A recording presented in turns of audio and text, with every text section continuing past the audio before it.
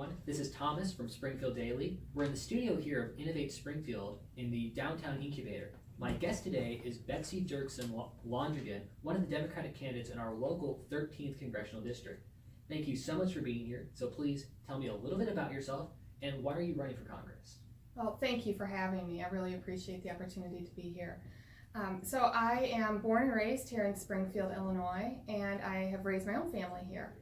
My husband and I have 3 kids, and I went to the University of Illinois in Urbana-Champaign. I taught middle school in Baltimore, Maryland, and have been back home since 1995, and I just think it's a great town, a great place to raise a family. All right. Keep going. And so for the last 22 years, I was the Director of Alumni Affairs for the University of Illinois Springfield. I have been self-employed for the last 19 years, and my main contract for the last 7.5 was with the Abraham Lincoln Presidential Library Foundation. All right. Well, a lot to talk about, but I want to open up the floor first to say, what's your number one issue? Just if the feed cut off right now, what would you want to get said? I want health care for everybody. And your question of why I got into this race, it was very personal. As I said, my husband and I have 3 kids, and our oldest son, Jack Londrigan, about 8.5 years ago, he was on a hike with his brother and sister and got ticks. They all got ticks on them, and one tick gave Jack Rocky Mountain spotted fever, and we ended up here at the pediatric intensive care unit of St. John's Children's Hospital for 21 days. And he had surgery, he was put into a medically induced coma and on a specialized ventilator to keep him alive.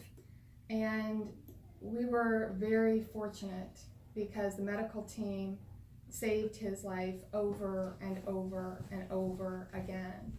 And I know some things to be true about that experience. One is that if we had not had access to good medical care, we would have lost him. We almost lost him as it was. And if we had not had good insurance, we would have gone bankrupt. The bills were extraordinary. And if they hadn't lifted the caps, our life would be unrecognizable. And so the day that I saw Rodney Davis and Donald Trump and all their cronies celebrating on the White House lawn that they had just passed Trump Care out of the House that would have ripped health care away from millions of people, I just thought it showed such a profound disconnect to what happens in people's lives. I know what it feels like to be terrified in the hospital, and I know what it feels like to be terrified all over again when the bills start coming. And so I want to make sure that everybody has access to good health care. I don't think anybody should lose someone they love because they can't afford a doctor's visit or they can't afford their medicine, or they stand to lose everything they've worked for their whole lives because of one medical emergency. I believe health care is a right and not a privilege. So speaking to that health reform, is there any part of what the House passed that you think is an improvement over the Obamacare, or is just that whole plan just needs to be scrapped and we just need to patch the holes in Obamacare? Oh, so what I really want to do is get to universal health care coverage. And I think the first step in that is stabilizing Obamacare. That's step 1, because we can't afford to let people lose the protections that they have right now that came with the ACA. And then once we get that stabilized, there's other options that we can move forward with. One is we have to bring down the cost of pharmaceuticals, and that's going to take a change in law because we have to allow Medicare to be able to negotiate for drug prices. And beyond that, there are some wonderful public options out there. So we can expand Medicare, we can expand Medicaid, we can introduce a public option. There's really good things on the table, but right now, the number one impediment to moving forward with health care for everyone is our representation. Rodney Davis is blocking any movement forward on health care, and if we want to change our story, we have to change our representation. All right, and speaking of representation, you say you helped co-found Women Rising. What do they do, and what was your role in that project? So our mission for Women Rising is to recruit, support, and elect progressive women to local office. And our group had started, we started out as Sangamon County Women for Hillary. And when that election, didn't work out, we saw the need immediately to make sure that more women are running for office. And so we ran 4 women in the municipal elections in 2017, and one is an aldermanic candidate, 2 township candidates, and a school board.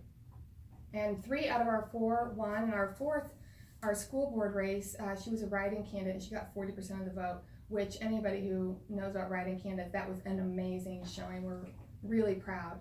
And I think it showed the power of when you get behind people and you work together, it shows the power of votes.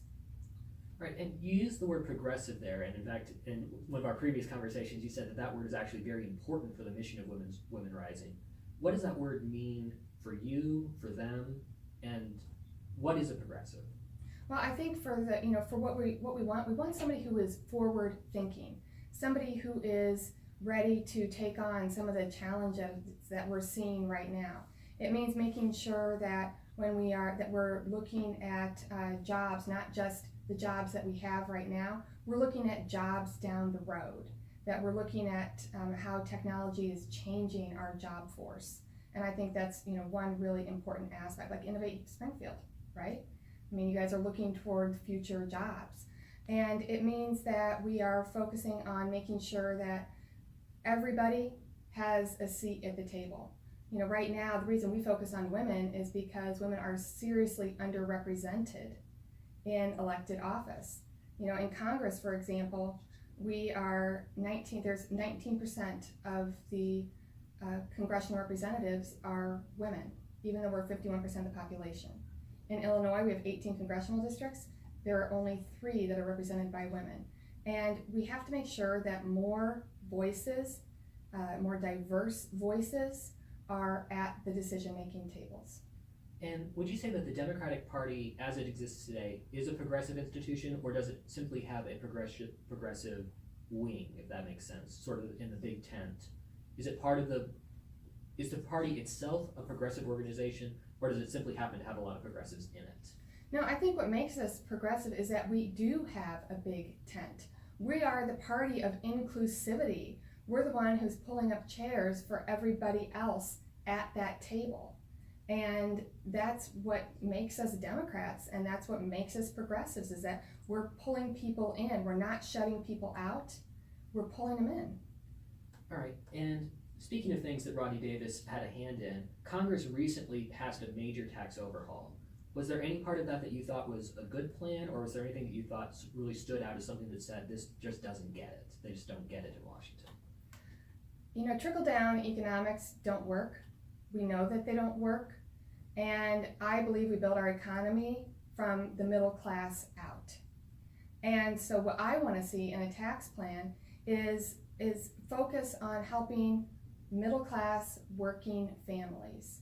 One thing I was happy that they fixed in the tax bill was the bill that Congressman Davis voted for out of the House initially, took away graduate student tuition waivers. Now, we have the most colleges in the 13th district than any district in the nation. So to vote for a plan that hurts our graduate student population like that would have doesn't make any sense to me. So I was happy to see that in the final tax plan that was taken care of. But no, I want to make sure that the money stays with middle class families. It should not be going to the top 1%. It should not be going to corporations. It should be going to working families. Recently, the FCC removed the so-called net neutrality regulations, really rolled those back. Those have been codified under the Obama administration. Was that the right move to remove the net neutrality rules, which forced all internet traffic to be the same? Oh, no. Well, no, I mean, net neutrality is important for so many reasons. Like, for example, in the 13th district, what does it mean? Well, it means that our rural broadband carriers, like the smaller companies, aren't going to be able to compete, which is going to hurt our local economies. It means that people who are startup businesses are going to be competitively disadvantaged by this, right? Presumably. Right? I'm preaching the choir here, I know. And so no, net neutrality should be maintained, and I think it was a huge mistake. And I don't think that the top three, the big three, needed that boost. It's going to come at the expense of students, at the expense of free speech, and at the expense of small businesses. All right. Thinking on businesses and new businesses, should marijuana be recognized as having legitimate medical uses? Should it be treated as a medicine instead of a Schedule I drug? Well, absolutely, and I actually think we need to go, from a federal level, we need to go further. In fact, there was a group of bills, I think it was called the Pathway to Marijuana Legalization Reform, and it was a bipartisan package. It was 3 bills, and it really comprehensively addresses how we move forward with legalization of marijuana, because there are so many, state by state, it's different, and there come real problems. It causes a lot of tension when the federal government laws don't match up with the state laws, and it puts people in a very precarious situation. And so I think we need to look at it, at reforming it, overall, to make sure that state-based programs regarding cannabis are respected. Yeah, there was actually a very interesting use of the power of the purse to block Attorney General Sessions from using federal funding to clamp down on medical marijuana. It did not in fact directly legalize medical marijuana. It simply prevented the Justice Department from investigating it. Do you think that was a good stopgap, or how do you feel about that approach? Well, I think it's what you said, it's a stopgap. What there really needs to be is a comprehensive reform about the descheduling and making sure that, that we're decriminalizing some of the activities that right now people are getting caught up in, whether it's banking or it's distribution. We've got to take a big picture approach here. Right, but as part of that big picture, especially on drugs, there is of course the opioid epidemic. That's really ramped up in the last couple of years, which would seem to sort of be at odds with the push to more liberalize marijuana. How do those two things gel together for you, policy-wise? Well, I don't think that one. I don't think you look at them the same. The opioid epidemic is actually, I think that just today there was an article about using marijuana to help treat some people who have become addicted to opioids. So I don't think that they're the same thing at all. And the opioid epidemic is such a huge problem, not that we've got to address it from multiple angles. It has to be addressed from education, it has to be addressed from distribution, it has to be addressed from treatment. We can't criminalize people who have become addicted to opioids. They need treatment. And so going back to health plans, every time they want to make cuts, it's always mental health and addiction that end up getting cut, and we pay for that because then people aren't receiving the treatment that they need.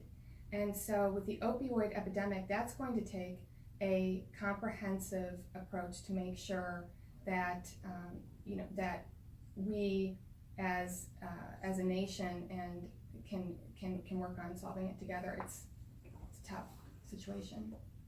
On education, you said on your website that you were involved with Teach for America for several years. Can you talk about what that program is and where you think that programs like that might fit into a larger education reform picture? I was in the third year, the third year of Teach for America, and it was a fantastic experience. I had wonderful training, but what really made a big difference for me when I went to teach middle school was that I had fantastic team teachers who had a lot of experience, who were very warm and welcoming, and worked with me on a daily basis to make sure that I had the tools I needed to be successful. And and when we went in there, when we signed up for Teach America, we agreed to go wherever we were needed most. And I think there is a niche for that. If there is an opening where there's a deficit of teachers that Teach America can help fill, then I think that can be a positive thing. I think it was a great program. I had a fantastic experience. I loved teaching middle school. I loved them. Are you a teacher by college training, or what's No, your degree? I had a degree in rhetoric and a degree in political science. I was in the rhetoric program for a while. And I taught language arts. Oh, all right. So it's a good crossover. What did you do for the Abraham Lincoln Library? You mentioned you were working with them for the last several years before you became a full-time candidate. So our whole mission, so I was on the nonprofit side, and so our entire mission was to preserve the legacy of Abraham Lincoln through educational programs, cultural programs, and making sure that we could help fund everything that was all the amazing things that were happening over at the museum. Right. And you mentioned mental health treatment as being very important, not just for the opioids, but also for gun violence. But one question I had is, do you think, because you say on your website that you would move to prevent people with mental illness from purchasing guns, do you think moves like that might discourage people from seeking treatment if they felt that some of their rights as a gun owner, that they might lose some of their constitutionally protected freedoms by seeking medical treatment? Well, I think that the measure, there has to be a violent offense.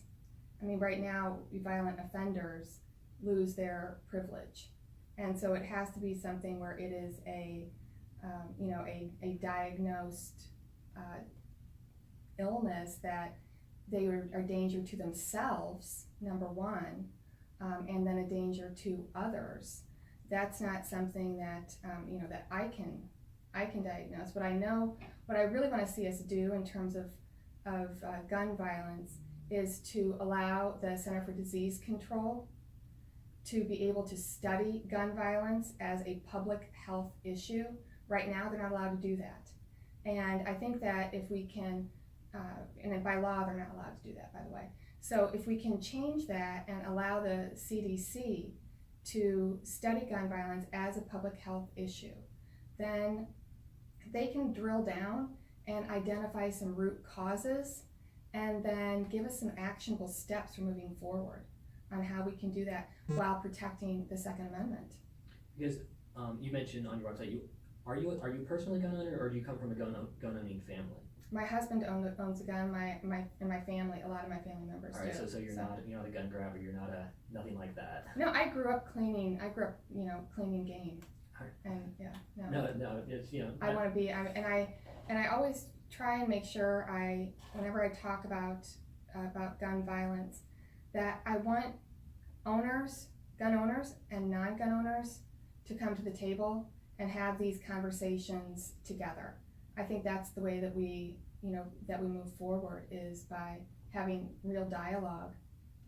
Right, and going back to thinking about being a progressive, what would you say is sort of your main influence? What made you a progressive? Was there a book, an event, or what made you sort of capture that ideology specifically?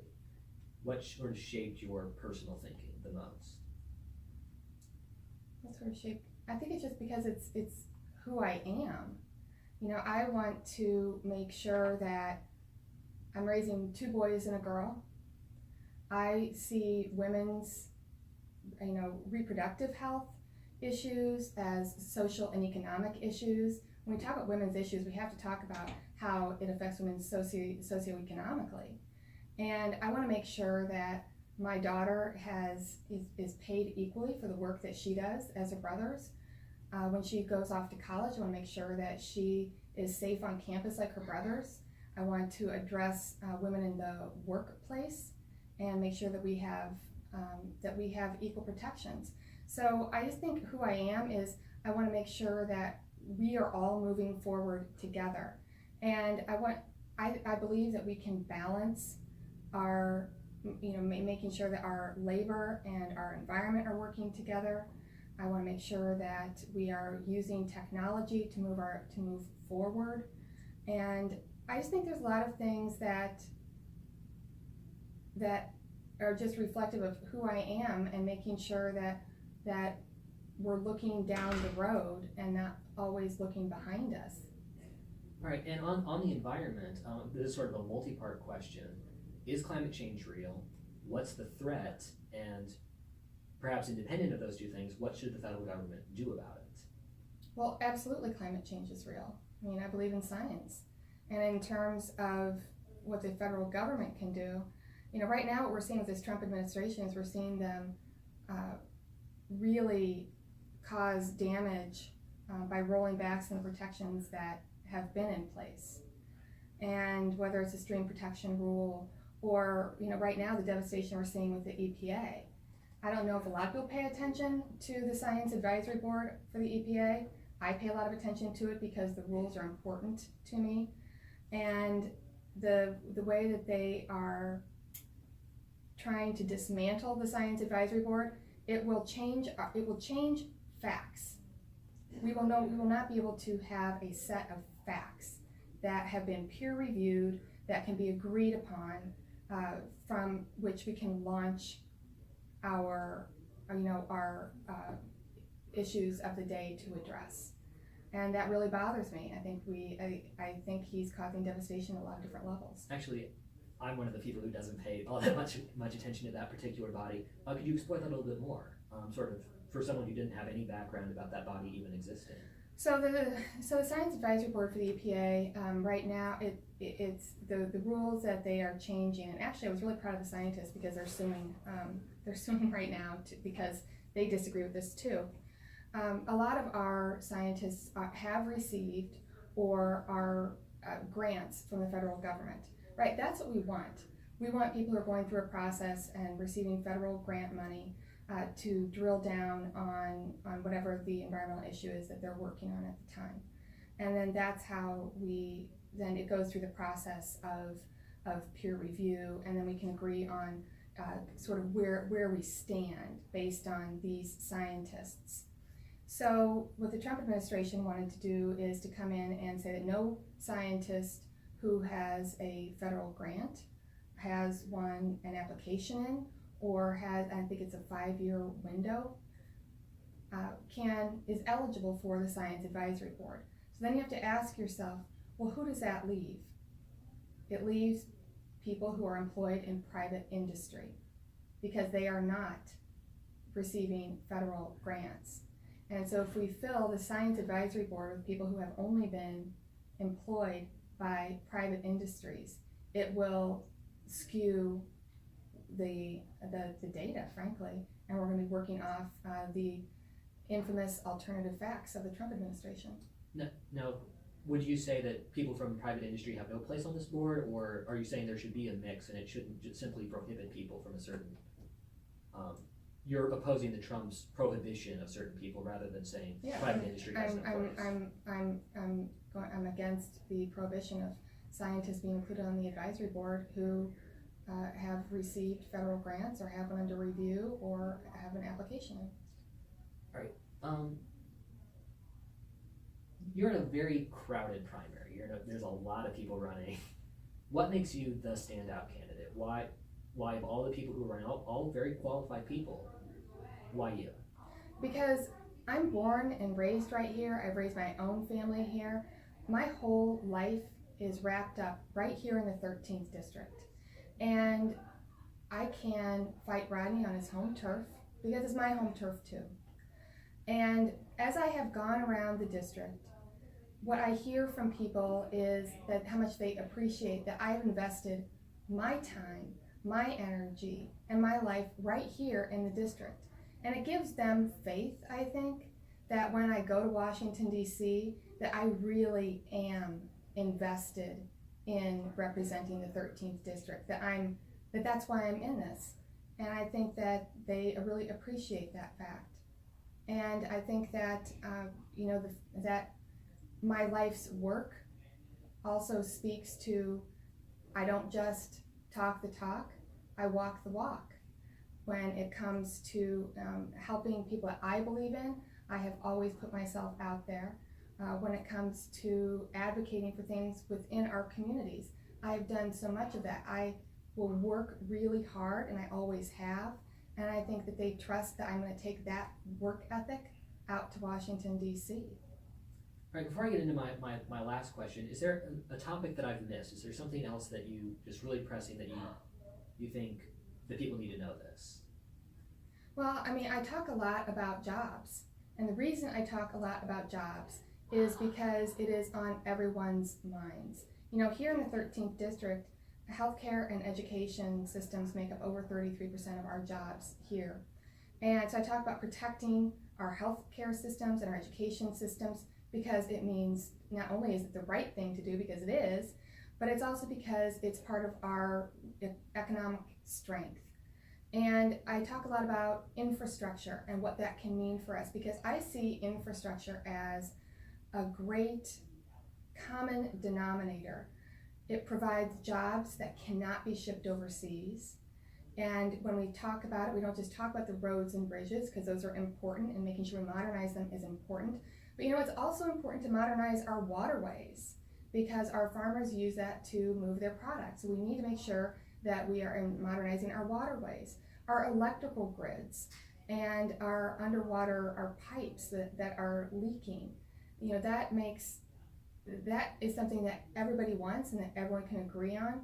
And all of that money, it's an investment. It goes right back in to our local economies. And at the end of the day, you know, what I hear from people is that they're worried about their health care. They're worried about, are they going to be able to help their kids get an education?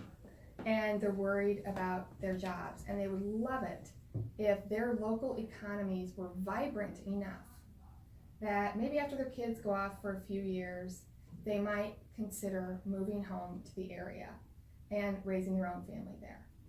And how does that happen? It happens if we have good, strong local economies. And I think one of the ways that we get there is with infrastructure. And that includes rural broadband, frankly. It's a huge component, because I was in Elsa, Illinois, about a couple weeks ago, and there were some folks there. They really rely on tourism over in Elsa.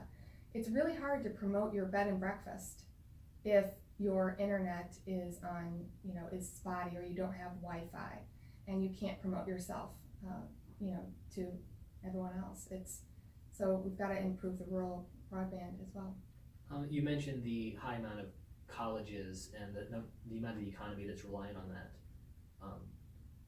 But college costs are becoming, and student debt is obviously one of the major concerns. What's the federal government's role in managing that?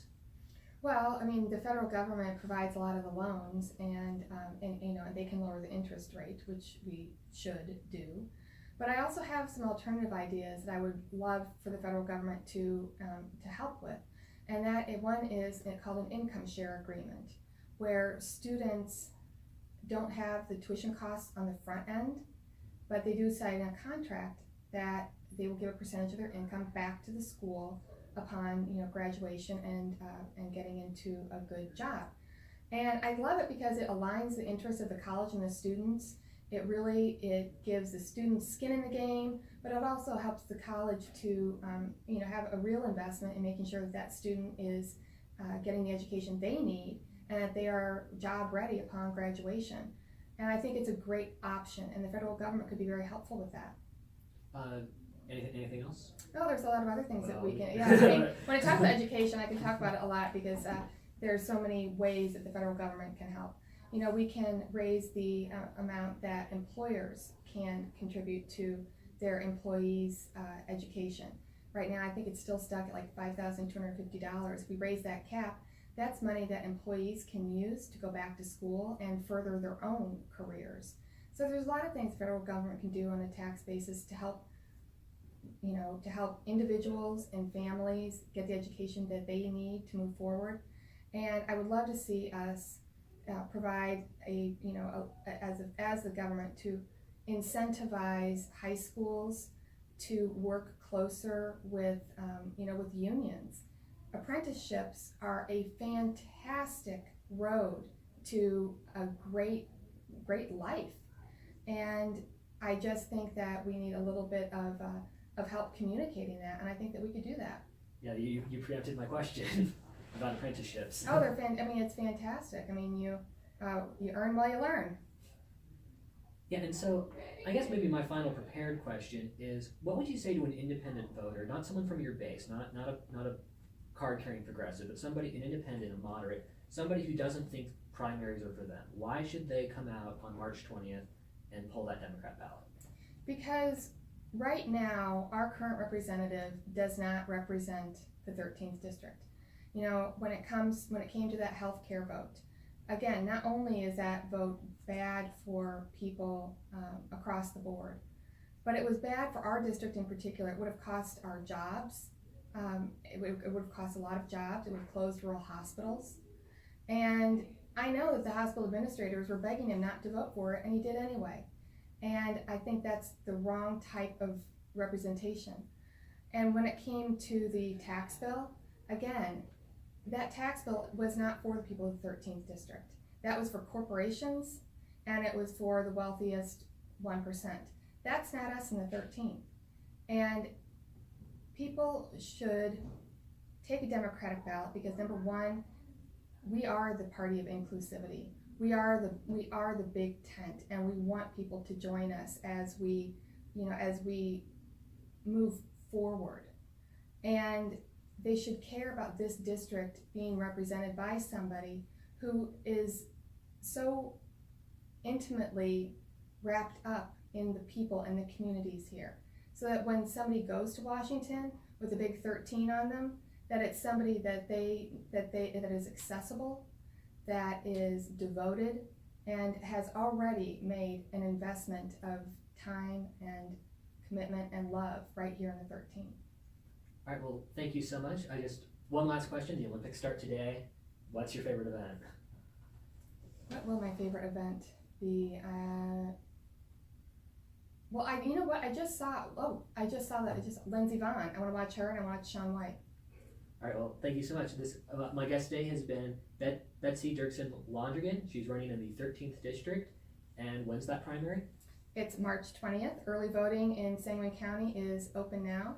And I would just like to say that if you too believe that healthcare is a right and not a privilege, please go out, pull that Democratic ballot, and vote for me. All right, well, thank you so much for being here.